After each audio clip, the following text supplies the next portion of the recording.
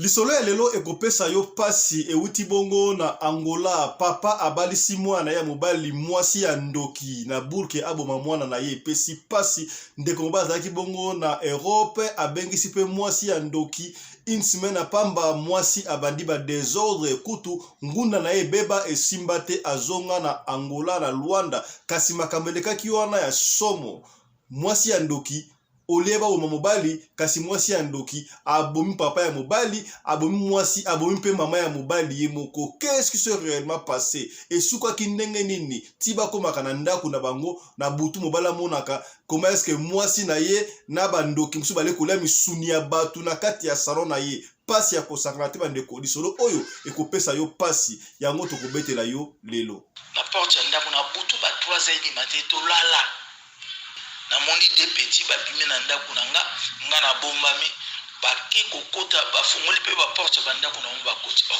na biso bano ba petit ba yosani na kati ya ndaku na nga siko ndenge ba petit na ba meki bango kuna na kati ya ndaku ba kanga ye porte te nga ta na komi na porte na wana na ba 3h du matin na zaki ya kolala mais na mona ki lokola na zaki libanda vision claire ezate ndoto na fongoli porte boy na kuta bango ba mikolo bana mike mosi na ngazalaki wana na sani moko ezaki plein de misuni tant na fongoli porte na comprendre que o ezali cérémonie ba sorcier mutabana ko dirigeant au mosi na nga. Marche opposition Salama Kibongo samedi le 20 mai, ça a fait couler beaucoup d'encre. Tout le monde qui bongo bazaka na opposition tangu ya kala bango de bazana pouvoir kasi to viva ki makambu o elega ki seria opposition ya Félix Limete Etienne Tshisekedi batu ko betama ko kufa ko zoka ba blessure ba kamoko impossible pesi pasi ya kusakana te soki to kontinga boy mukimala mute ba opposant Fayulu Sesanga Katumbi Baleli. C'est triste, vous voyez, ils sont en train de tirer avec de gaz lacrymogène. Au début, c'était avec des balles réelles. Et tout ça, c'est M. Tshisekedi. Une police qui est totalement nulle. Aujourd'hui, il devait aller en Bakana, il devait aller à Malouka. Nous étions avec lui à l'opposition. Et si on ne doit même pas respecter la population, c'est triste. C'est de l'entrave à la marche, une liberté publique pourtant consacrée à la Constitution. Nous sommes en plein dans la dictature. Nzalezo qui peut pouvoir, tezo couper peu opposition, te bisono tozo souffrir lelo. Est-ce qu'il n'y a pas une bonne politique? Batu bazanga ki maele te, ba politicien maele bazaki nango. Mais malhonnêteté intellectuelle. Ils n'ont travaillé pour que leur ventre. Lelo tozo lukato kende élection. Pour te sa chance na batu mususu. Ba banda pe koyiba. À quand la fin de cette mélodie? À quand la fin? Batu ba pe makate. Ba koza la pembeni te pe bazota la politique musika. Batu mususu pe basa la mieux que ye. O chauffeur nini oyo azo kumba mabe bakangi na roulage bazo continuer ko kumba. O joueur nini o tozo pola maboyi ko bima po bato musu bakota to égaliser atabi ya pamba. Problème nini? Problème nini? Batu to tangaka bango na classe tozo vivre na bango lelo. Mutu to tangaka na classe mais tozo continuer ko vivre na politique. Batu to monaka na bubebe meti lelo bazo diriger. À quand la fin de cette mélodie? Bano bazo silisa classe na ba diplôme bako sala lisusu wapi? Population zo vanda kimia pona nini? Pona nini ozo sale la bateau? Pona nini ozo sale la bateau? Population congolaise bozo sale la bateau pona nini? Pona nini bozo sale la bateau na place que bozo sale la mboka? Mukoloni toko sala marche ya courant. Mukoloni toko sala marche ya mai. Mukoloni toko sala marche ya lipa e mati. Toko sala marche po ba sala nzela ya route à dessert agricole. Toko sala jour nini? Sala jour nini? Bambisi bazo kufa na ebale na pasi na motema. Opesa kaka mission bali ya ngai be bali ngai te na zongi désolé nzambe zo molimo na ngai mbisi ya zongi Radio collective ya fiston tous s'abonner massivement c'est validé mobali mbinga na mwina ngolo aboya hydroquinone soki ezotambola basheri bazokoya mayanga na retrouve douce tendresse affection epana yo nasalelo nini pondi make na kupendaka sana shita kwacha pelende wenjo. Pour l'habillement des classes de vos enfants, pour l'élégance de vos enfants, désormais, visitez le magasin Little People Shop chez Mama Charlotte Caputu. Little People Shop chez Mama Charlotte Caputu, l'habilleur officiel de vos enfants. Awa et pas Mama Charlotte. mwana mboka bomona ke bana mboka congolaise tala biloko ya kosala epa bapaya atieli biso bilamba banda de 0 à 3 mois yango oyo so toye awa de 6 à 9 mois toke wana de 9 à 12 ans toza na nyonso bana mibali na bana basi so toye awa bomoni oya bana basi ndenge mwana azopusana toza lokola wato yene 8 ans ti komata yango yawa koto yo nde makambo mwana azobima ndire ministre ya bataille nyonso yango oyo basamuel bachuchu yango oyo afrika latisa bana oyebi ndenge tobutaka elengi tala bafeste bana mwana bimi na fete bato bakomobanga soki olingi osomba biloko oyo omoni ke olingi osepelisa mwana na yo kodeplace na yo te okotika na internet okomona adresse na biso yango wana. Little People Shop chez Mama Charlotte Caputo. Adresse Edenval, Greenstone Shopping Center, shop numéro L119. Téléphone 011 52 46 366. À Jamestown, nous sommes sur Meyer Street 183. Jamestown Town, Johannesburg, shop numéro 5. Téléphone 082 324 85 22. Place nyonso zali benga biso kotaka ligne benga biso teotiko bilamba tina ndako. Little People Shop toza na bilamba ya bana ya qualité olingi osomba kota na website na biso retrouver biso na Facebook toza online pe soko osomba partout na Afrique to délivrer bino na ba courrier na biso préférence ya malamu ya original. Donc, c'est la livraison à domicile. Little People Shop met à votre disposition l'achat en ligne. Allez sur Tekelote, tapez Little People Shop. Choisissez l'article de votre choix. Il vous sera délivré jusque chez vous à la maison. Mais aussi, allez sur Zando, tapez Little People Shop. Choisissez l'article de votre choix. On va vous le délivrer jusque chez vous à la maison. Visitez notre Facebook page, Little People Shop. Little People Shop, ya biso moko. Little People Shop, ya bana mboka.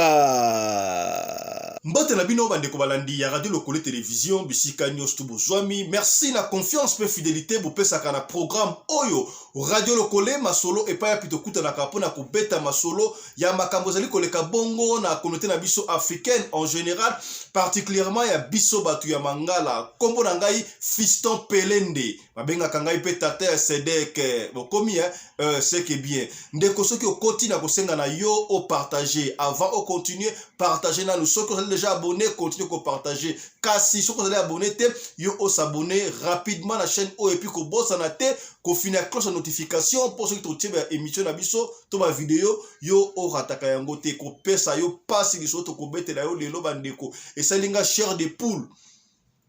Na 21e siècle auto comme oyo yo papa obanda koponela mwana yo mwasi ya kobala, to papa opona mwana na yo mobali ya kobala epesi pasi. Na esa kabino chaque fois yaya papa na yo ako komandoki na yo mama na olokola ndeko na yo yaya muninga kutu kosakana te tala makamto kopeta epesi pasi. Comment est-ce que papa abalisi mwana na ye ya mobali epa ya mwasi ya ndoki oyo azalaki show ya mwana na ye te kasi mwana bilaka azali kaka mwana bilaka nanto komi kuna te na ndeko na sengi yo o partager ya mboto betela lisolo wana tika to développer nous ce qui s'est passé le 20 mai na marche ya opposition epesi pasi bakam oto mona yango kala e bandi susu kozonga landa biso bandeko. Nalobaki yango le bande na marche ya opposition makambo oto viva yango série ya papa Etienne Tshisekedi wa Mulumba epai wapi batu bazwa lacrymogène to pakola manteka na elongi to pakola manteka pour lacrymogène to tambola ba beta ba boma misukutu ba bungi sabo moina bango ba kufa kaka pour ba marche o pona o ekolo ezonga bongo Congo démocratique et remplir ba conditions tout pour na peuple à vivre librement. tote komona yango dernièrement série ya Joseph Kabila président oya kala. Comment est-ce que basango kutu babimaki babeta na basango to kanisa ki lokola awa sika wa boye régime oyo ye makambo wana ekosila parce que régime oyo ba marche ya kala bango bazalaka na opposition kasi pasi mingi ya kosakana te otomoni ba opposant basangana ki Matata Mponyo, Moïse Katumbi, Fayulu, Martin bazalaki ebele bazalaki de cœur, topé de père, na docteur Mukwege ou a participé qui était cassé, bango bazali elongo et pesa qui passe ya kosakarate bandeko ndenge bali komona wana basoda ko beta ko bomado na ebite soki bato bakufa to bakufite mais oyo et pesi passe ya kosakarate ba opposant Martin Fayulu Sesanga na Katumbi balili. Une police qui est totalement nulle. Aujourd'hui, il devait aller en Bakana. Il devait aller à Malouka. Monsieur Katumbi, vous êtes là pour marcher. Oui. C'est triste, vous voyez, ils sont en train de tirer avec de gaz lacrymogène. Au début, c'était avec des balles réelles.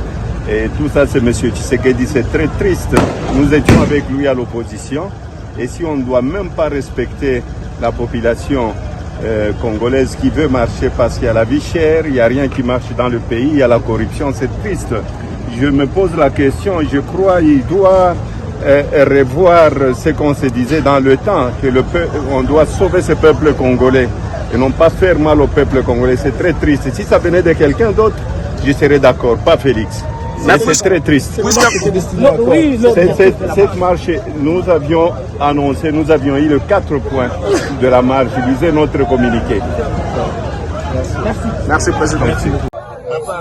C'est de l'obstruction, c'est de l'entrave à la marche, une liberté publique pourtant consacrée dans la Constitution. Nous sommes en plein dans la dictature, c'est de la répression.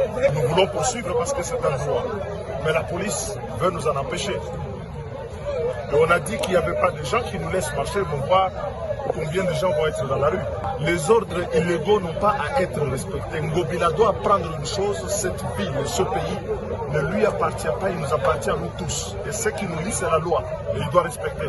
Nous avons déposé, nous avons informé, il ne lui revenait pas d'organiser les marches pour entraver la nôtre et d'empêcher que nous puissions marcher.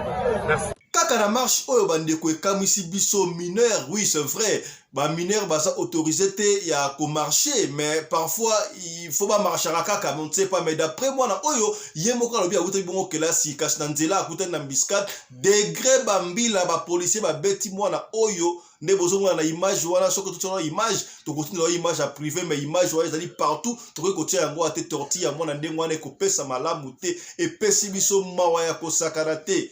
Heureusement que 3 policiers wana basala qui élève oyo boye bakangi bango papa ozali policier mwana na yo ya muke ya moins de 9 ans soki basali ndenge yo ko sepela nyoso tu wana ezali kokoya na mutu ya chef de l'état to kanisa kape pasi hein kotia ordre ezali débordement te ya oui c'est vrai que batu opposition basanga qui marche par exemple le 13 mai et simbaki te bapusa ki bango na le 20 et ba pesa ki bango itinéraire au moment kotisa ki tango hôtel de ville a approuvé marche na bango a pesa ki bango itinéraire sous mais ça dit kaka marche ya opposition te ba ligue ya UDPSP jeunesse ya donc ligue ya jeunesse ya UDPSP basala qui marche na bango yaki na 2 marches mokoka alors pour la peut-être voilà ça n'engage que et ça n'engage pas nous et ça peut être tout moni pour la peut-être affrontement et ça la maté entre Ligue des jeunes et UDPS na opposition gouverneur et ville Kinshasa moi na mboka Chatini Ngobila a séparé ki bango kasi opposition obo mesana boyebi ke opposition mboka na biso basalaka kaka obo balo basalaka très radical ba préférant qui ba marcher selon itinéraire oyo bango moko ba lingai kasi hôtel de ville te pesa ki mbutu police pe yaki ne bali ko mona wana ba yaki pona kotia kaka ordre basala ki bongo encadré na yemo comme konzi ya police ya ville ya Kinshasa général Silvano Kasongo ne bali ko mona ne pesi passe ya kosakala te pona mwana oyo yokana no mwana yemo kaja ko expliquer et pesa yo passe bandeko Ndena tokuta ndena ba chef na bango. Nani abambi ulibanga? Mbadeli babambi ulibanga? Ba policier. Babambi ulibanga utaye wapi? Utaye class. Ba uniforme eki wapi? Bongo tuwakanye. kasi na nyonso wana eleki wana mokonzi ya ville ya Kinshasa ya police bwana mboka Silvano Kasongo général ye asalaki bongo compte rendu au micro ya bandeko na biso ya RTNC a expliqué comment est-ce que marche wana ezalaki, qu'est-ce qui s'est réellement passé, banani nde bakufi, il y a cas de décès, il y a eu des morts, il y a eu des blessés graves ou légers, qu'est-ce qui s'est passé, ba beta ki mwana wana ya muke ya solo to nini landa général Silvano Kasongo nenga liko expliquer. La décision de l'autorité urbaine, le gouverneur, qui avait autorisé la marche de l'opposition, en commençant par Sakombi, en passant par Benseke et puis Kassavou jusqu'à IMK.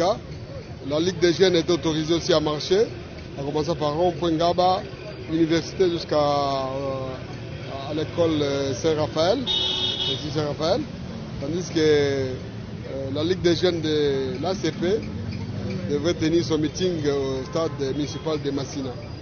Alors, nos frères de l'opposition n'ont pas accepté la décision de l'autorité urbaine. Ils ont violé l'itinéraire. Je crois que dans leur stratagème, ils voulaient créer des incidents. Ni était l'approche de la police pour dialoguer, on allait avoir beaucoup de casses. Aujourd'hui, il y a eu beaucoup de provocations, il y a eu beaucoup de stratégies de leur côté pour nuire. À Saint-Étienne, la police a bien travaillé. Malgré les dérapages de certains policiers, il y a eu des policiers qui sont mal comportés, qui ont tapé sur l'enfant. Nous avons arrêté 3 qui sont cachés, qui seront déférés à la justice pour répondre à leurs actes. Les enquêtes sont en train de continuer. Les bilans partiels, on va vous dire que nous avons du côté de la police 9 blessés, dont 2 qui sont dans un état critique. Vous avez les images. Du côté de la population, il y a eu 3 blessés aussi, qui sont à l'hôpital Saint-Joseph.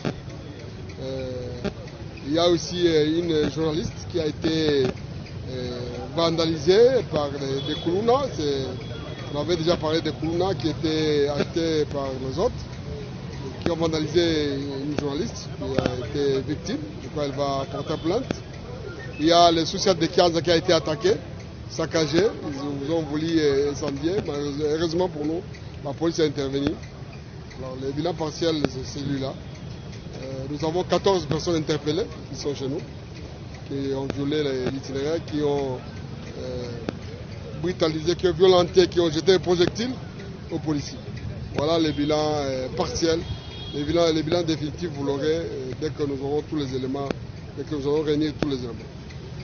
Ya solo bandeko soki to bandi kotala makambo ezoleka na mokili oyo biso moto bala ko raisonner to yebi ya musu après l'indépendance balobaki mindele balobaki ni ba décider que avant l'indépendance égale après l'indépendance yango to ali komona ndengo na papa soki ka to continuer boy ata ba opposition lobi tan ba koza pouvoir et kozala quelque chose ezali système ya ba décider ya ba occidentaux ba ali ko sala ndengo wana soki ba cotisio ba exploiter yo ba luki opposant pona. Entre-temps, c'est le peuple qui perd. Yango wana bandeko ya société civile, otobengi bongo COSEC, Organisation de la société civile pour l'émergence de l'Afrique. Et ça dit bongo dirigé par le président Valérie Mangituka. Yena secrétaire général na ye Lucien Boutungi Semelungana ba censé bongo pétition bandeko boyebi lokola mibeko bikundi ya mboka lobi soki peuple a sepé le komoko te il faut asala bongo pétition a réuni plus de 100 000 signatures. Soki 100 000 signatures koki wana boye koya liboso ya mbura matali kolakisa ndenge ulingi papa na conseiller bandeko na talisi yo so ekozala malamu mingi biso ya Christian na no pétition wana na ekozala malamu mingi biso to signer pétition oyo ndenge buku ya likondi ya ekole lobi bandeko pétition bali komona wana yo ko signer yango komika ka kombo na yo osali o remplir yango wana otindi yango epai na biso to pe otindi yango na numéro auto teli yo wana mbala moko ofungoli PDF venga ngo ni PDF na français ya PDF voilà na anglais PDF ofungoli yango o remplir yango massivement tokokisa 100 000 signatures wana sika beta tokokisa 100 000 signatures tokozana pouvoir ya kokende pa mbura matari kokende epai ya gouvernement topé parlement na sénat koyebisa bango désormais biso tolingi makambo etambolaka boye tokolongola mutu na pouvoir te balobi bakolongola mutu na pouvoir te kasi bakotalisa kaka comment est-ce que mboka ekende ekoki bongo kotambola likanisi oyo ezali révélation de kwalobi ya Fumukimbangu toyebi ke soki totali na makomi na histoire tokomona ye annonsaka kutu date ya indépendance abandaki kobunda bongo pona liberté ya mutu mwindu bandeko soki tolalisi bisu vraiment tokokontinue kosouffrir boye génération en génération tozali komona mikili ya mpoto bana mikie kutu bamarchaki pona avenir na bango na Congo bana mikie bamarche ekomi problème ezali système oyo décideur mindele bateli biso pona to bundaka biso na biso kasi soki to réunir 100 000 signatures wana bandeko na pétition oyo bapesi je crois nyonso tu wana bandeko ekosila tokobanda ko diriger sika boye ndenge mboka esengeli esalema tokoluna lingi bongo bandeko tolongwa na république ya malheur Oto mona oyo ezali république ya malheur bandeko tokota bongo na royaume de bonheur alors pona kokota na royaume de bonheur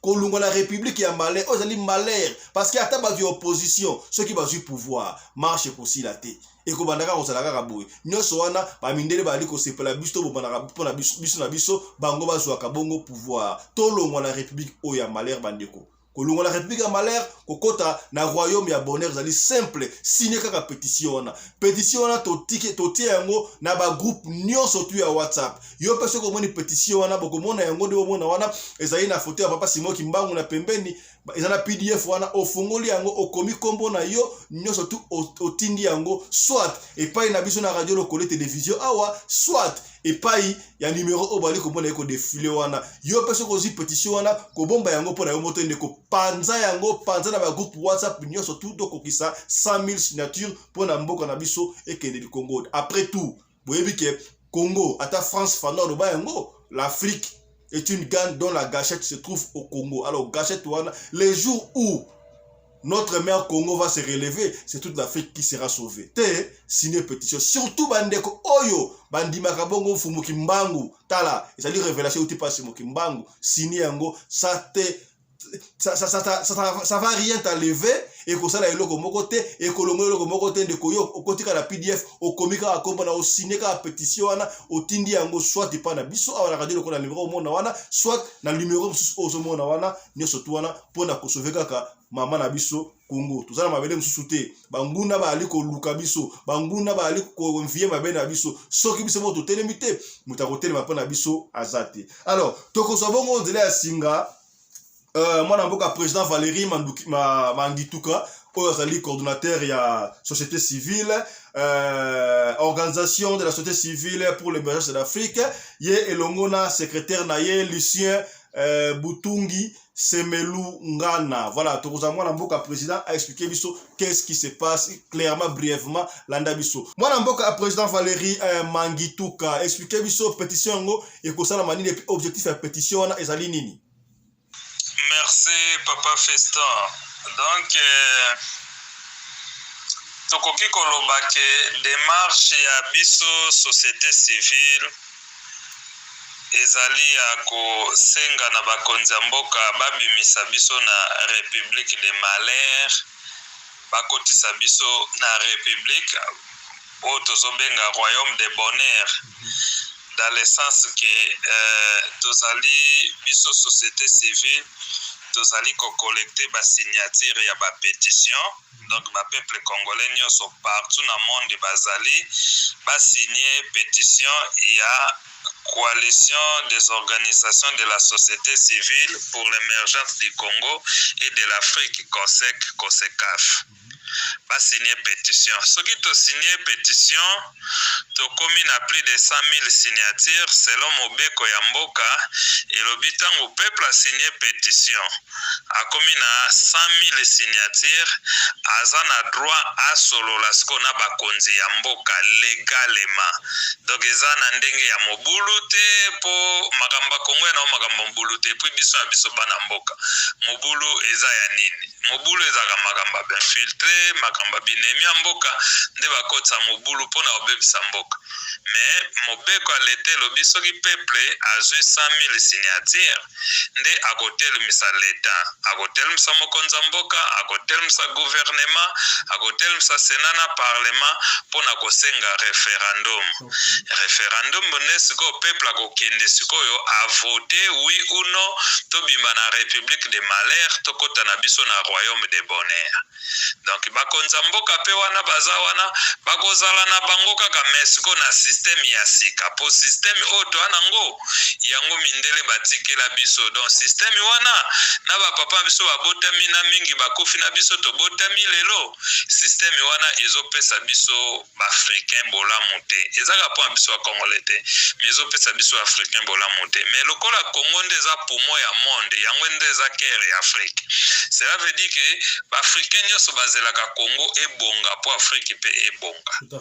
Nde yango wana toza inspiré, donc eza inspiration ya papa Simon Kimbangu a inspiré biso bana société civile bozwa basignature bosenga basignature ba congolais nyonso basigné pétition na bino lokola mobeko elobi soki bokomi na 100,000 signature boza na droit bosenga référendum na leta nde bosala basignature wana bocollecte basignature soki bokomi nango plus de 100,000 to 100,000 bosenga leta a organiser bino référendum po tobima na système de malheur, système o mindele bakontrolaka, système o mindele bakomandaka, système o mindele basalaka bacorruption basala makambo nyonso bango nde bakontrolaka système nyonso wana po depuis indépendance bango nde batia système na bango. Yango wana ba Belge balobaka ete après indépendance ekozala égal à avant indépendance. Donc ba des autres ezala kaka tokokufa kaka nzale kozala kaka corruption kozala kaka moyibe kozala kaka.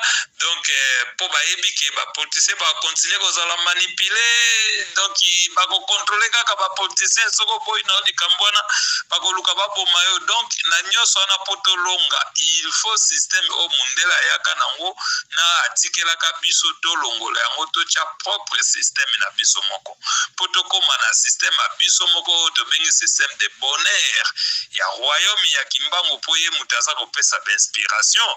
Donc nde kosenga ke to signer ba pétition. Donc oto tindi wana eza ba pétition okoki kolakisa ngo pe batu na écran batala ba pétition wana ba ope bana ngote ba senga na numéro na yo otindela bango. Eza pétition ya ko signer mutu moko ko signer, eza pe ya ko signer groupe. Donc mutu ko ko zo eza banzela wana ba ko signer ngo groupe ba ko signer ngo na quartier na bango sika bafandaka bako sinyango ba congolais belé page moko eza na ba 25 signature des pages recto verso eza na 50 signature donc batu bakoki ko signer yango poto collecter ba signature bakoki ko imprimer papier ba signer après tokoye bandenge bakotindela biso bakoki kotinda ngo epa na yo et puis yo suka nango tokoye ba ndenge okotindela biso ngo parce que faut commander na Kisasa kuna nde bureau central ezali o ezo collecter ba signature Congo mobimba Kisasa mobimba pe biso toza ko collecter ba signature diaspora mobimba nyose ko kende na Congo tango ekokoma 100,000 signature nde sikoyo to kendo solola na président de la République tokendo solola na gouvernement de la République tokendo solola na parlement na sénat ya République pacifiquement et légalement au nom de la loi tokokisi ba signature na biso tozali kosenga référendum po tolembi système ya République to changer système oyo esika tobungelaka po te tozongela ba bonheur nyonso oyo tobungelaka. Donc tala ndeko na ngai ndenge démarche ezali na yebi ke yo koki kolamba ngo lisusu na ndenge na yo. Donc eza nango ba élection te mtebikisa biso kutu mundela azozela nde tosala élection mpona nsima élection mundela akoganye makambo mibale, soit akoganye bapoliticien na ye oyo akontrolaka, soit akoganye kodivise biso mpo bayebi ke élection nyonso soki esalami na Afrique ememaka bato na mobulu wana siko bango baza deja prêt oyo eza so mobulu ndeti ya kala te baza deja prêt na mobulu wana bakata mboka biteni na biteni do bako alimenter yango bo comprendre te ba masase komo beta ba groupe bimie belé donc eza deja prêt yango wana tata Kimbangu lokola za mutu amonaka makambo complot mundele contre moyindo nde atindi bana na ye ya société civile biso peuple congolais tozala exemple mpo na afrique mbimba tochange système tobima système oyo mindele bakontrolaka oyo balalesela biso na se bagarda biso baesclave badominaka biso tokota système oyo ekomemela biso bolamu mpe bango bakoka kokontrole biso na système wana te mpo lelo mundele akoya azwi bato opposition apesi bango mbongo alobi ke non na soutenir bino so bokomi bakonzi bosananga ntango opozana akoma mokonzi kasi akoma osalela agenda mindele or agenda mindele égale contre peuple omoni mais lelo yo soki système échangé mundela akoka so kokontrole biso te mpo toza so na ntina baparti politique ebele te oyo ememela biso conflit kosopa makila ntango nyonso badésordre ya pamba donc ntango mpe bakoma wana bakokoma so kosala susu mabe susu koleka bazalaki wana donc il faut que tobimaka na système wana voilà ndenge papa Simoki Mbango a inspiré bana na ye bana Congo ya diaspora na ya Libanda na ya kati ya mboka société civile apesi makambo na société civile pour soka apesa na baparti politique des autres susu mobulu donc okuna leader okuna donc moyete yango na apesa yango biso société civile diaspora na bao bana Congo to sangana ensemble donc bureau central eza na kati ya Kinshasa. Tous un bureau un peu partout, mais bureau national provisoire est en Akata Kinshasa, na commune à Selembao, en face il y a maison communale à Selembao. Donc Batunios va signer ma pétition Zokendekuna, donc nde yangwana papa nangai ezanzela ya kosunga mboka. Voilà. C'était là monsieur Valérie Mangituka, Oazali Bongo, coordinateur tout président. Il y a coalition, les organisations de la société civile pour l'émergence de l'Afrique. Cette pétition a été signée aussi par...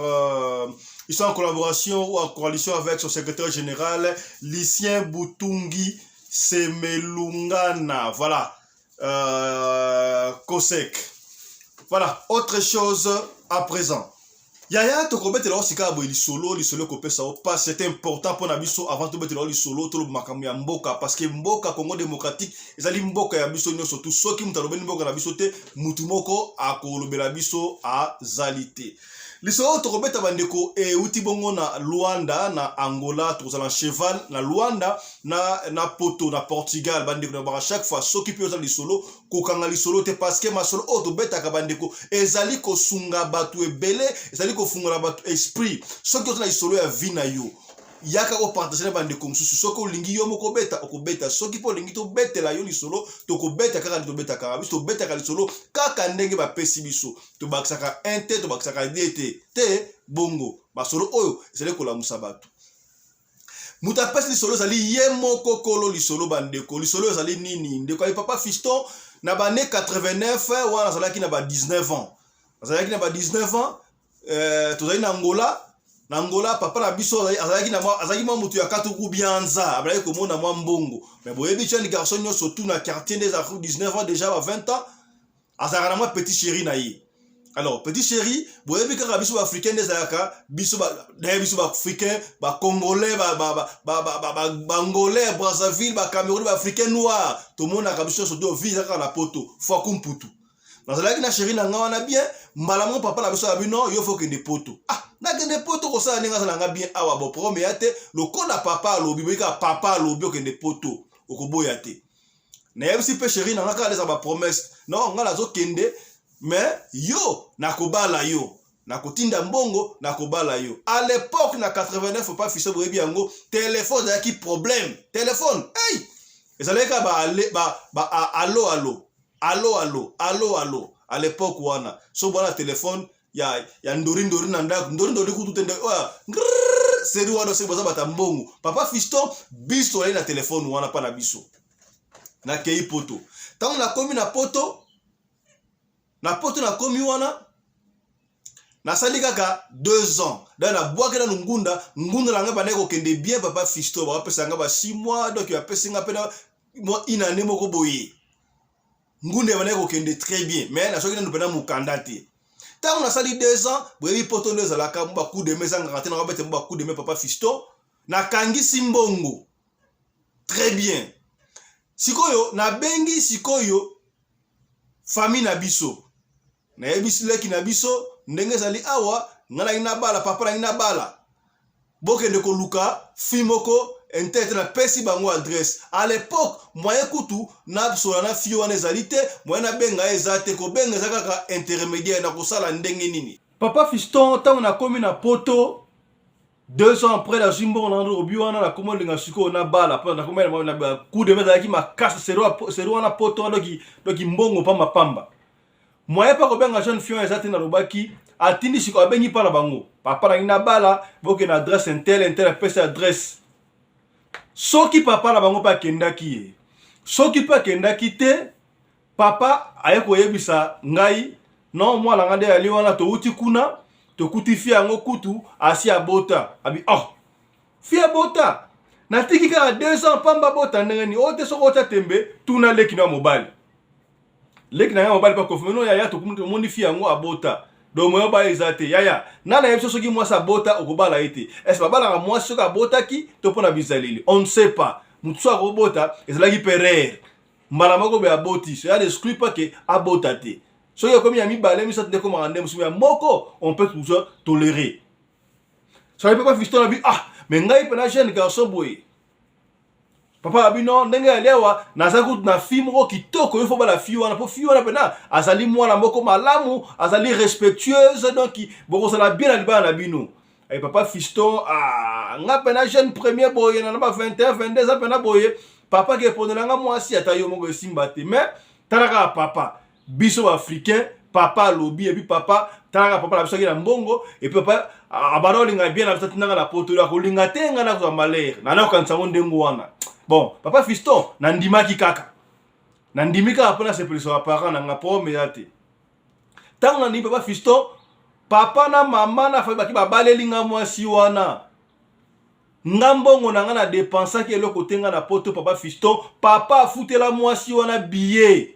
Nyonso to sali makambu, mwasi wana na poto. Tanga komi na poto na aéroport, akotite ba refoulé, sina liboso. Yaya, soko zali mona ya Nzambe.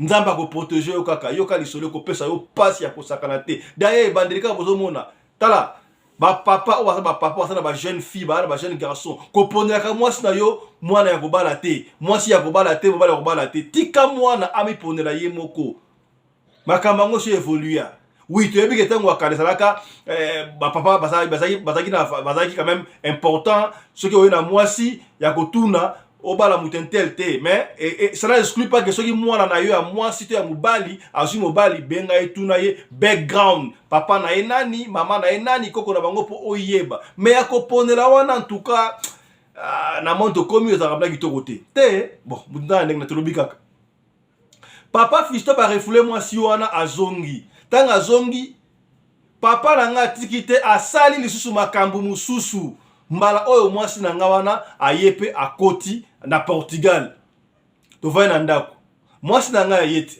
tala mwasi abaleli nga yeto bana yepe ko sola déjà to bandi ko sola papa Fiston to sala kaka une semaine tanga komi bilengi ya libala kaka une semaine apamba tangu to bandi deuxième semaine papa Fiston na kosiote ngamoko lisolo na nga na robetela yo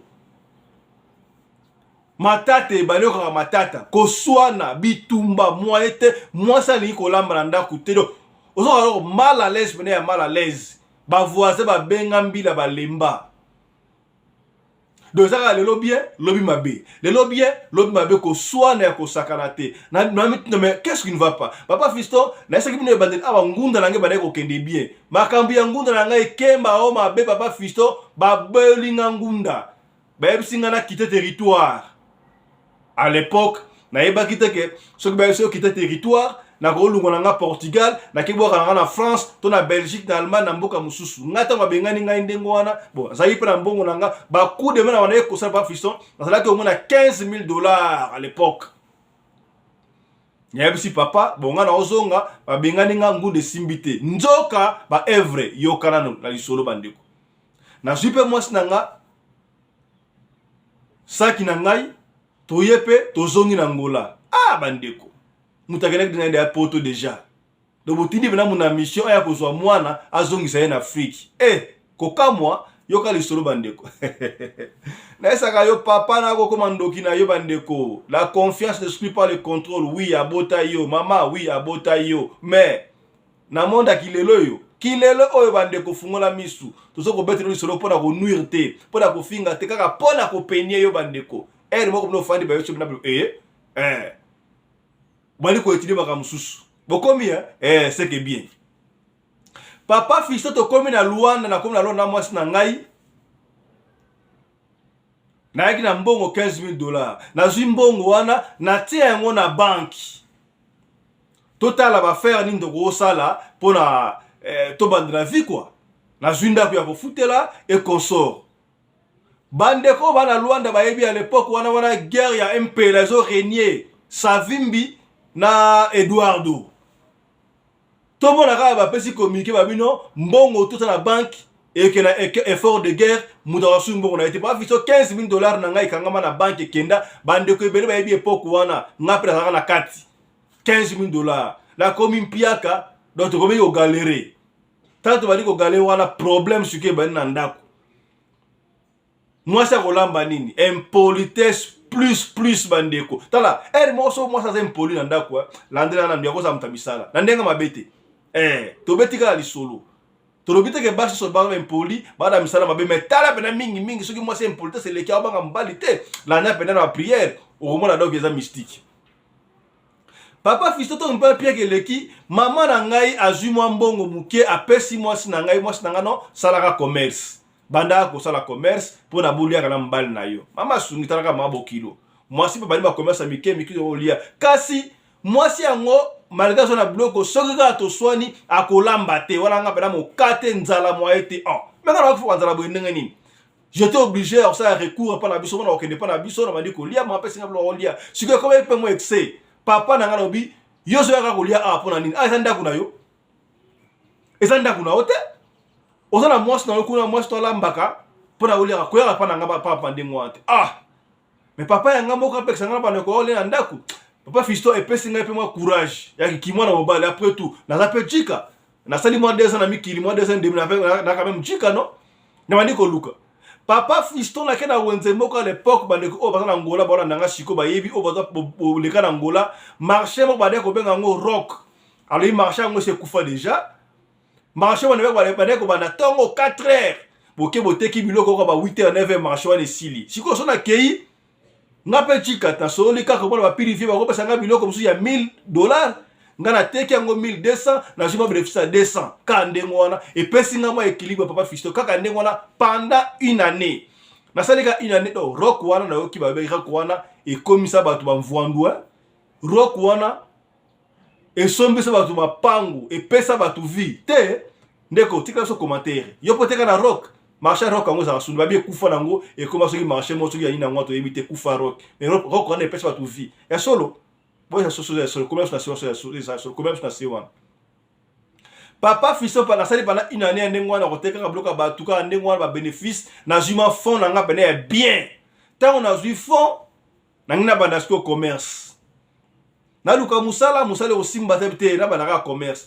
na bali ko kende Brazzaville papa Fiston na somme loko na Brazzaville Maputa bani na yena na Luanda na tekilo ngape na c'est bien sikoyo malere koti susu boyebi seruana tangu guerre ya lisuba na sasu eye papa Fiston moi okende susu Congo Brazzaville ezate oh là là j'étais obligé na kata Brazzaville na mec qui okende siko Nigeria pardon oh Nigeria foot na ke Nigeria papa Fiston biloko ona somba ki na Nigeria wana na yena ngona Luanda boy e simbite pesite na dindi na sibina bénéfice te e pesimbi nga na bite so na kesu Nigeria na koya ko kwa capitale oyo ozala mbulu papa pe kuna ngana ke le anda kuna ete moi si pe ko to mbili ngambili papa Fiston na ke Brésil tangu na ke Brésil na sombi biloko siko pena c'est bon do da paf do c'est bien papa Fiston na zalaki na mbongo pena et puis na za na mbongo ya ozana mbongo tunda ta moi madeso bana te ko to na radio lokole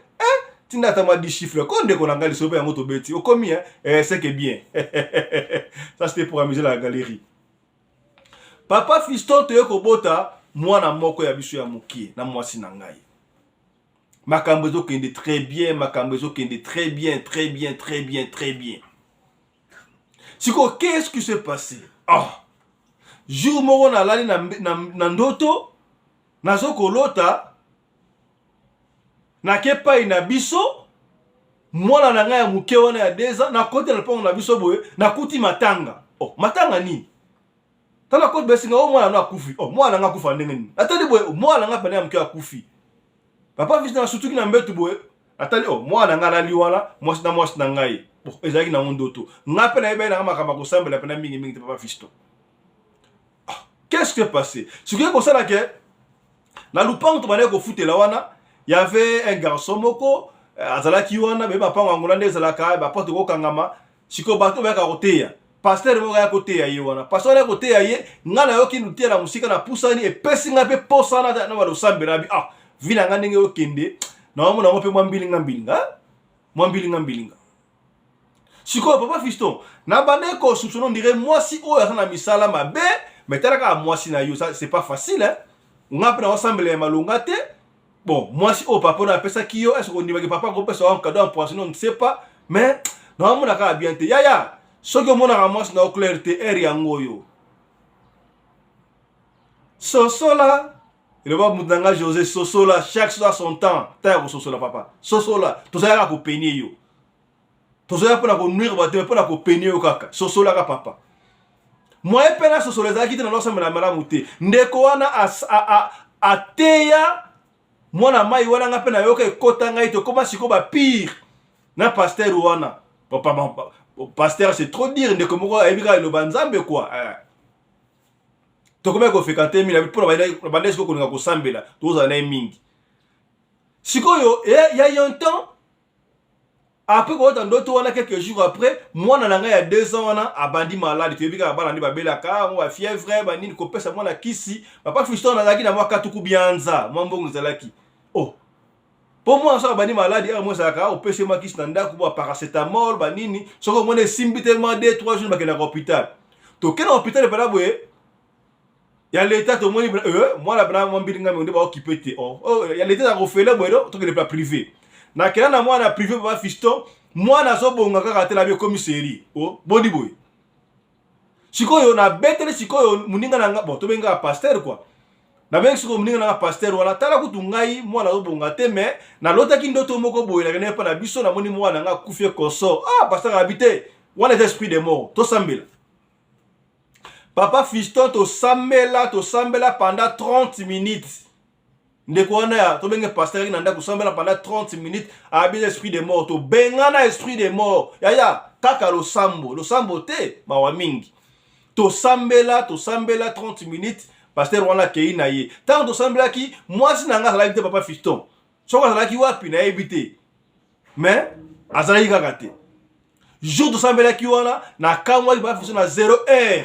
Na monika moi na ngala muki papa je vais manger na ina lia alobi on a portugais. Oh moi na lié bebika bana so ba robela balinga ko liate. Ya moi na fièvre. Moi na ali ko bela tama bolongo na se sambela telemela ka molimu wana. Telemela ka yango. Maladi no so ya nzambe te. Moi na li na se peli lobi nango moi na komi bien. Kasi tango moi na komi bien pas fiston.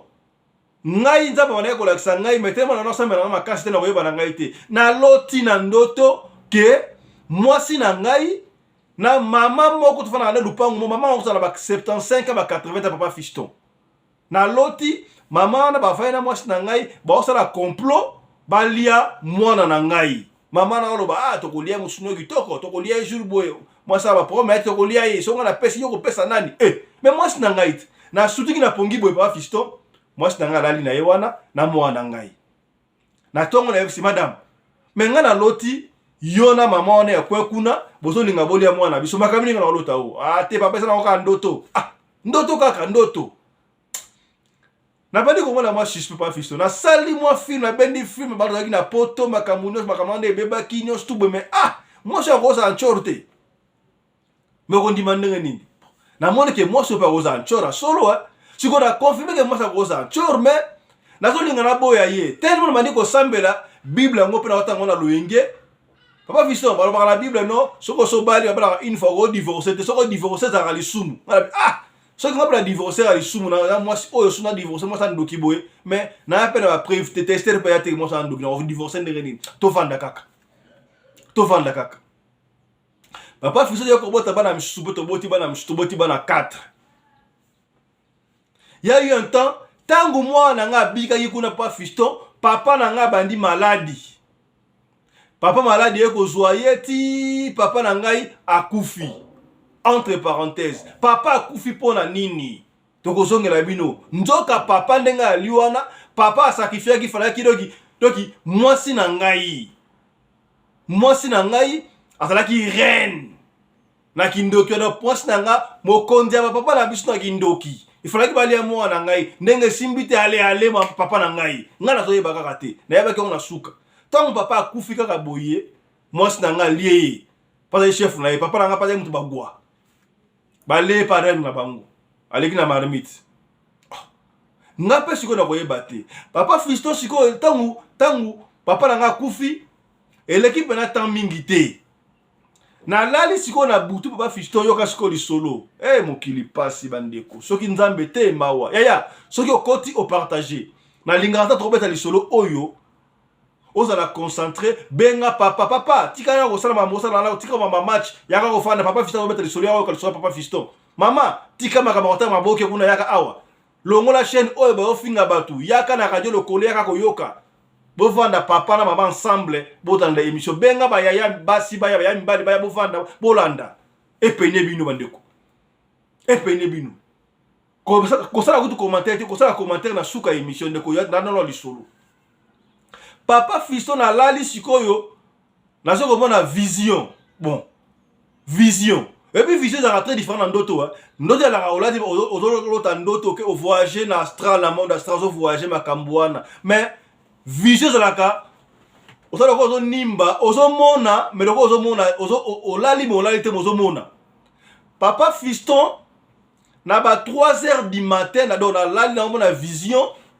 To sala ki libanda na muninga na nga oya pasteur akoma muninga na nga yo oya pe mama nzambe wana ola tsanga ko sambela to terminer libanda lupangu to la porte ndako na la moni deux jeunes garçons moko ba bimi na ndako na ngai ba bimi na ndako na ba okerte mais ba jeune garçon ba ut na ndako na ngati ba osa na ndako na nga na tali porte ndako na nga ba bimi na ndako na ngai 3h du matin na ebisi ndeko pasteur wana nazoya wana nazo mona na vision papa fiston na ye na ndako na nga na fungoli porte to na fungoli porte na kuti na kati ya salon na ngai batu bavandi ba koko ya mibali ba koko ya basi ba jeune garçon ba jeune fille ba mama bavandi autour ya table bandeko na nzungu moko wana misuni na kati bazali kolia ba osala réunion chose grave papa fiston nani o diriger bango mwasi na ngai alaki wana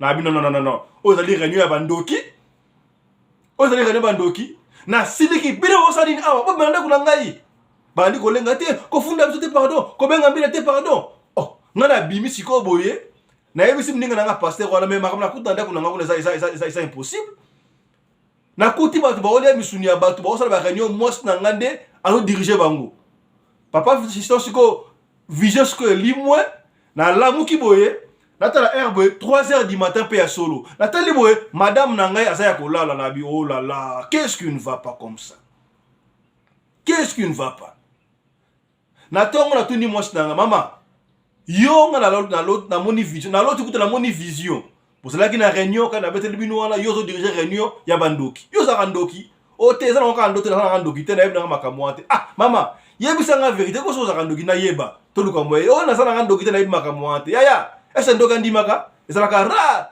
ndoki andima za mingi mwana muke kubala mwasi ya ndoki mama pasi nazo pesa bino ba symptôme mwasi ya mutu makasi mwasi oyo alingaka kosokola te mwasi oyo azalaka mutu makasi makambo mabe landelaka ye mingi landelaka ye ezalaka makambo ezalaka malamu te bokomi c'est que bien na lobi te ke basi so mutu makasi baza bandoki te to pende bino kaka o papa fiston lobaki te alobi tano la mukine ngwana esali ta muke papa fiston mama na ngai abandi maladi Maman n'a pas dit maladie. Ndezalaka oh mama papa ya kala zoka mutu pasi na kena mama malade comme grave na kena maman l'hôpital ya l'état. Boye biso en Angola hôpital à l'état ya ko fele mais ba négligera mwanda mais senga souci le privé po ngai mwa mbongo na ko mona pas fisto. Commerce na ngai wana na kina bana bateke na kanga na ko même là c'est bon. On est comme quelque chose. Il faut sentir que papa zaki na mbongo. Papa fisto na kena papa maman na biso l'hôpital à privé. Na bana ko dépenser au moins $200 par jour sur ça le calcul. Pour ma kisi ya maman somba boy $200 maman zo bonga kaka te. Oh, qu'est-ce qui ne va pas? Et comme ça là un temps papa fisto moi tant moukié maman est comme bien. Non, net maman comme bien boy. Moi convalescence au lieu maman zo nganda kunena pour faire maman ya kovanda pa na ngai yaya. Comme ça, on a surveillé santé à maman. Maman est penandaku. Ton maman est nandaku. Ngaso na ke musala. Na ke koteka. Chaque fois, je n'ai pas pourquoi. Na kutaka maman vanja olila. Maman, nini maman olila kabo chaque fois. Nga nazali a mwana na yo. O moi je t'afinga nga. Moi je t'afinga yo. Nini afinga nga kaka. Boye biso ki mutabi. Moi je t'afinga ngai. Nini alingolo bate azo épargner makamswali pe libala mwana ye ebe bate. Ah. Ngana isi mama wana makambu nyonso tu ele kaka mama ngana yebisaka mama mesa yebiango mama zaki na ndokite na isi mama oyebi ke moi je na misala mabe ngana to yebi peut-être azoluka batio mama parce que luka mo ete ko kate soki yo répondre peut-être osala mabe betaka eka kara ti se komi bien okozonga pa na yo et leki quelque temps papa fiston mama na biso malade ko basu grave. Nzoka na osa yende ngwana mwasi na ngali ya pemer. Kindoki ozanga frontière. Yo belo olebo kilo na yo ya mobali, olingola so bokilo ya mwasi en tout cas. Mawa. Pasi. Papa fiston na zongi su mama na maman hôpital. Ya privé. Dépense yaya. Et puis ça na maki mingi. Soka na comme na mbongo ebele mbongo fo mati, mama bana maladie.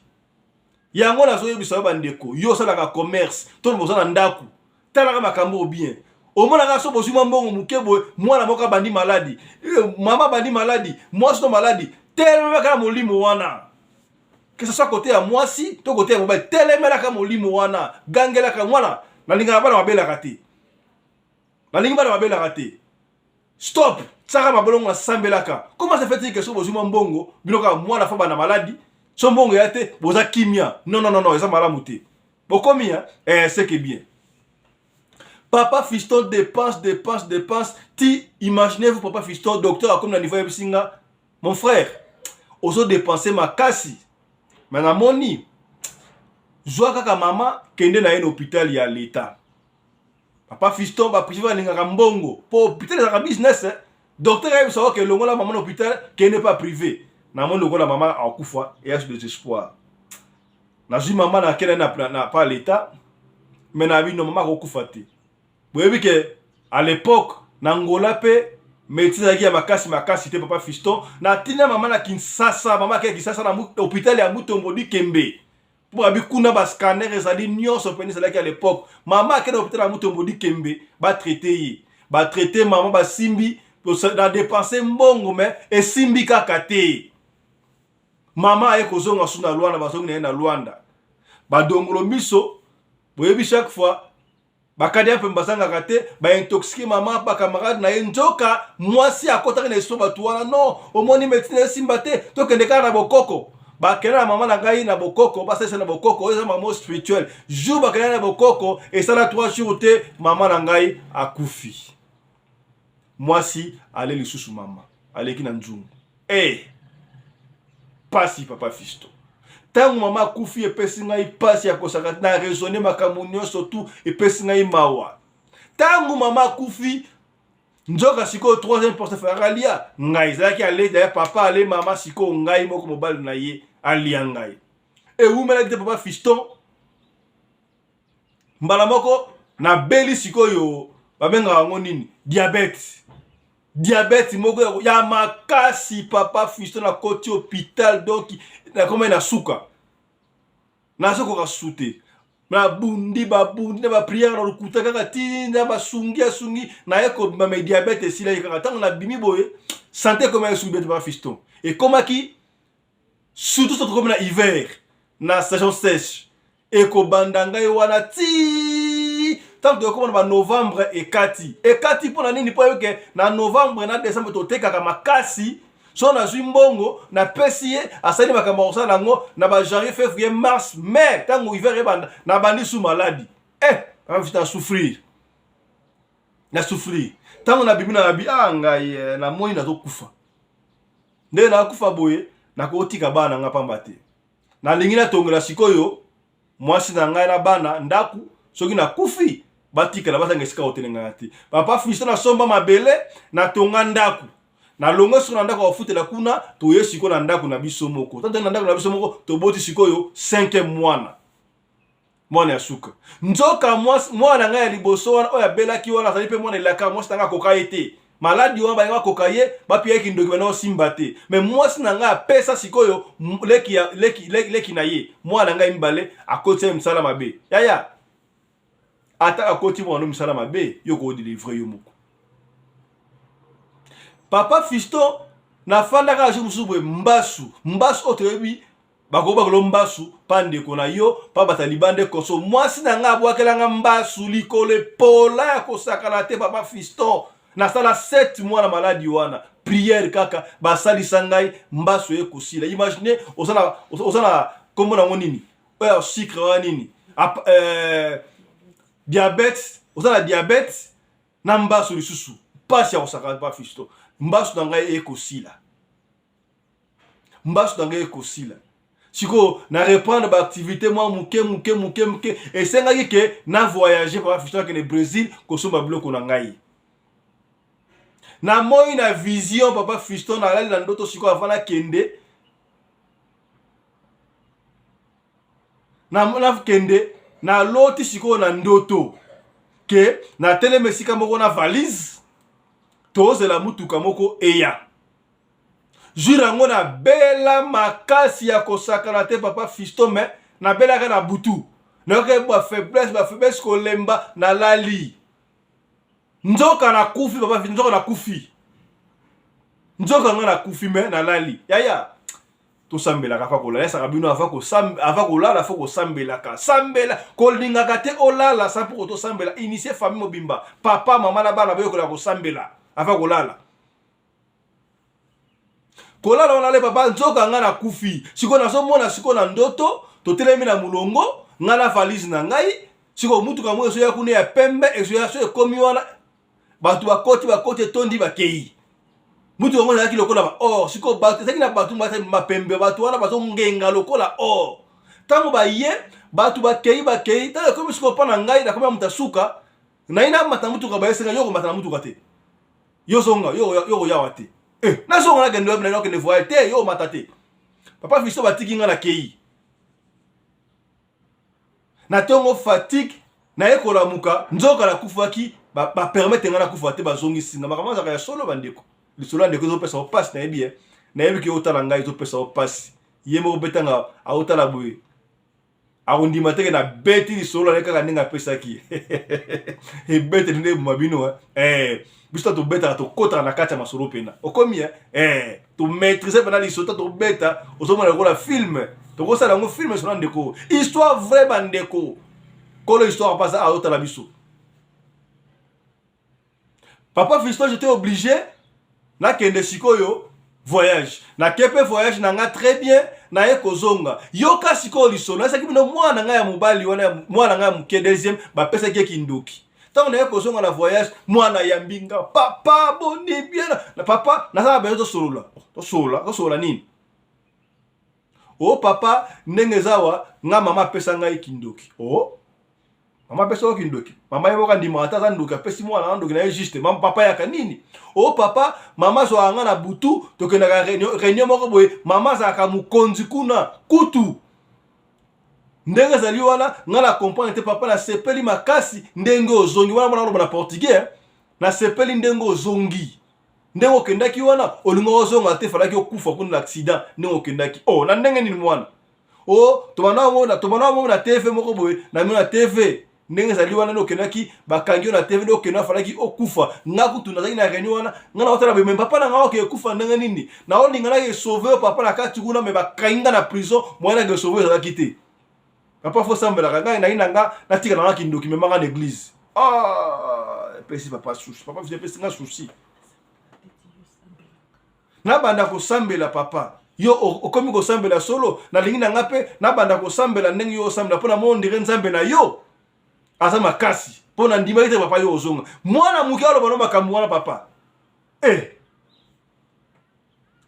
na moni ki papa oza mwana elaka oza papa elaka bisono peso eko edifie watebele yaya na pesa ndeko disolo oto na pesa ndeko oyo numéro ya prophète Alijo ba pese be fata dane aliwa ndeka sa sudi be fata akoleka pour la témoignage yaya benga ozo numéro ya prophète Alijo ya solo émission lelo zali mulai to bandaki yango kuna na makamu ya mboka mais ça qui est important fo boyoka yango bandeko papa Fiston tanga sali siko ndengo wana mama timbelike ngana yebi officiellement kazaka ndoki ndengo wana mwasi nanga wa sa le mama ale mwana yaya na yeko zo deuxième mbasu lisusu na souffrir au sakate na souffrir vous savez o ezali liwa na ba prier na kosamba na yesika boye kobonga na biboye boyete na yesiko koboya mwasi ona bengani mwasi akei mwasi kindoke sike na tikali na bana oyanga papa Fisto tu te là ine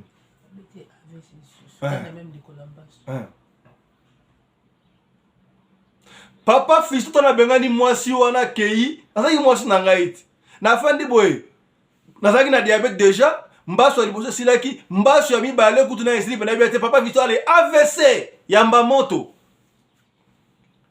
AVC zunga kaka na likolo mbaso papa Fisto kaka likolo ya mbaso wala tina mutu kamona ngade partout alingai pena achever ngai mais ba prière kaka ba prière mbaso sili presque mais AVC na ngawana esili mais sili pena bien te ndenge kutu na oloba bandeko Noga ifo na ne bandeli na kotila o voilà na suka ndeko Dieu merci quand même ba mususu aussi AVC koloba ezala mona mnoge tengami aoloba bien te ndeko na biso oya pesi solo azoko koloba mwa mukie to koyoka ye na suka koloba mendeko abongina no penate tala mwasi ya ndoki oye azwaki mwasi ya ndoki arrêtez pas Fiston kolinga kati ya bisa bandeko penye bandeko tolanda ka o makasi ana ngola. Merci na mission salaka. Mission na yo papa Fiston et so édifier mission so beta mission kitoko, o sala yango kitoko. Merci ndeko na compliment. Maintenant ko senga na bino mandeko bo s'abonner massivement, to s'abonner. Zala tuna papa, o s'abonner déjà papa Fiston, tuna bandeko bana kelasi, ba yaya, ba mama ya marché bo s'abonner pour bolandaka awa. Mission o ezo pene bino. Soke sika bazo kofinga batu bazo ko critiquer botonda ka ebele tala sika ya kotonda ya ngoyo awa zo penye bino pona votre éveiller na vie papa Fiston penye bandeko to linga kate ba para ba pesa kabiso basi oyebite para mso ko pesa au moi si pour intérêt a ko pesa mbale pour intérêt asala quelque part amona ka mwana ya patron na bango patron sana mbongo asiko lingi yo o linga mwana ya patron na bango pour intérêt yo mais pour intérêt ya ye papa pour intérêt ya ye maman. Oh, bolingo la kamuti mo folinga mwasi na yo, folinga mobali na yo bo vivre pendant longtemps. Ya kotinda boy, mawa trop. Papa Fiston, ngala ta victime parce que papa na nga bali nga mwasi ya ndoki. Mwasi o ki chef na bango, reine na monde wana. Azaki mo kondi ya mwasi na ngai. Papa azaki mo mwasi na azaki mo kondi ya papa na ngai. Tangu na eko vérifier jour mo papa Fiston na kuta na sikoyo na fi o ya ngai wana ya 19 ans à l'époque, on a 19 ans. Boni ma chérie, boni oh, ngana prometa ki yo, na kobala yo, tango na kenda vraiment pesa ngai pasi, yo obota mwana, papa ngana bota te. Ngana zela ndongo prometa ngana zela na mona loko moko te na mona ozakuta aventurier mais ba parents na biso ba yaka pa na bino awa ba bi obota bina tika o mona mutu moko te. Tala. Soka soka mwasi na ye wana, ye moko kendaki nde ero baza na poto nde visa mususu pa taper mwana ya bilaka. Papa a chance. À l'époque, à 19 ans, en 89, Sika Waboyi. Tout ça en 2023, calculer papa comme na âge nini. Batiki na AVC, cicatrice ya mbasu, diabète pena esirité, to sambela pona papa oyoko. Ndeko siko zali, tama bolongo na sambela pona papa oyo, nzambe azongi sa imo bimba. Entre ta prophète Ali Diopé, azoko pesa befata kuna ya kosakanate pona papa oyo. Nzambe azongi sa papa oyo. A réconforter ye, pour l'histoire na ye, na yebi ke pesi yo pasi, et comme lié. Tala muta ndimi ko pesa pena histoire na ye, pour na esunga yo ndeko. Ndeka na lobaka. Maroba oto lobaka ke ndaka pambate. Papa fisto, ndeko lobaka, to beta ka lisolo, pour na ko nuire ba te, mais pour na ko peine kaka. Papa fisto, peine bandeko. Moi sinanga wana, moi pena zo sozate, moi na batu, asi abala na ye déjà. Mais azaki moi si on la lingaki na vie. Akati lokola ngana décevaye nzoka ngai te papa. Donc moi si wana chef na bango la reine amonaki étoile pa na ngai yango alingaki abusé ngai yet na poto ko zwanga na poto azong singa na ngola pasa la nga bisala sala. Heureusement azali mwana nzambe. Bozo mona ngai boye na AVC na zango déjà parti na menzamba osunga muke ba cicatrice ya mbasu diabète menzamba ko sunga ekosi la kaka. Fala yambo bandeko to silisa na ndeko ndenga sengaki to yok sabino voice na ye apesi conseil na experience o ye yoka conseil o ndeko apesi landa ndeko ya pona kosukisa na ngai na loba boye ke mwasi oyo na lingaka luka tant tozaka bana mikelo kwa ba chéri basentaka na bango ete ezaki complot tata na ngai influencer baleki nanga ba ibsanga ndengwana donc ezaki complot mo ba préparer ki yango zomona donc mutu fo lingao lelo kosambela komi partout batu fo kosambela poso zo kosambela nzamba opeso ba révélation zomona donc na kokutana na fi wana kaka na ngola oyo na ndenge na bengi sanga moko nzoka abota na ete tanga yoka kiango a regretter ngape na lobi bon ba téléphone bino bozaka na téléphone te moyena benga pe pa na bino ezati po bozaka na téléphone te ko bengisa yo po ya na ndako to solola ba parents balinga balinga te yango likamunga ilika kindengwana donc diable soki aza na plan contre yo akoluka moyen nyonso tout a détruire yo eloko za ko na kati ya Afrique kaka na bakati ya ba famille na biso moko batu na biso moko baza kolinga ba détruire biso. Alors bandeko bokima pa Yesu aza mobikisi okopesa confiance nzamba kosala elo muso na ngai na loba mwana ta bapese kindoki mwana na yo mwana za mukumba na yo okotalisa mukumba wana pa Yesu talanga mwana bapesa ki kindoki mwana yimo kai kolbana papa na ngina tika ponga na banda ko bondela pa bana banda ko bondela pona bana soki bapesa mo kindoki nzamba sala to akangola bango po za makila na ngai. Alors na ko condamner ba parents bazalaka mwana zandoki passer a ebisio obengani mwana komi fazer eza mabe puisque za mukumba na yo makila wana Yesu akotuna yo yango tala liso to bomelaki yo na mukula lelo ya lomingo dimanche na yebi ke bele ba ke église ba musulman batala ka biso pe ba ke na église vendredi ba Bouddha mutana religion ya choisi ça to ko imposer mutema di solo oyo ezali li solo communautaire ekipakate bo bito betaka masona batu nyonso tu ya ba chrétien ya ba musulman ya ba bouddhiste ya batu nyonso tu pona kopeleka peuple africain te biso objectif biso yango wana to lamuka yaya lamuka lisolo oyo isuki awa nalobi yo pa ina problème benga biso to kopesa numéro ya prophète Alijo apesa obefata abikisa atalisa yo atalisa yo bandeko pe basona prophète Alijo déjà yo aussi témoignage aussi déjà solution benga biso pesa liso to beta po édifier bandeko mususu bali ko benga ona osa prophète Alijo te azape mutu peut-être à cause de la prière, tu fais le décharger, tu le camboué insister au kozoyer. Au sein du numéro n'a été, bien en privé, tu coupes ça. Merci na maman Charlotte et Caputu, la dame de fer, habillée officielle là-bas na bino. Au lignimo anona ta kitoko, asana élégant. Ba bloqué ba griffe en commun, benga maman Charlotte publicité le kaki wana. Ceux qui pour les mois autant en Afrique du Sud, école de pilotage, benga pe maman Charlotte Caputu à Kosungayo. Merci pour les sous maman Marina Umbi, la femme à la taille d'une tige spaghetti, ni courbure, ni virage. Coordonnatrice de la chaîne Oyo Radio de Collet Télévision. Bandeko, vous s'abonnez massivement, partagez du solo Oyo, comme yango pour na yo moko te. Peut-être Kosungayo te, mais Kosungande komoko songolo, et si kamoko pakala. To partager, to s'abonner. To s'abonner pour la chaîne numéro 2, Bandeko. Radio Le Collet TV D. Si vous avez Radio Le Collet TV D et comme ça Radio Le Collet Masolo, au Kotikuna, au s'abonner. Deuxième chaîne Nabiso. Tokutani prochainement pour la numéro sur Radio Le Collet Masolo. D'ici là, portez-vous bien, pardon. Santé de fer à tous. Chap chap.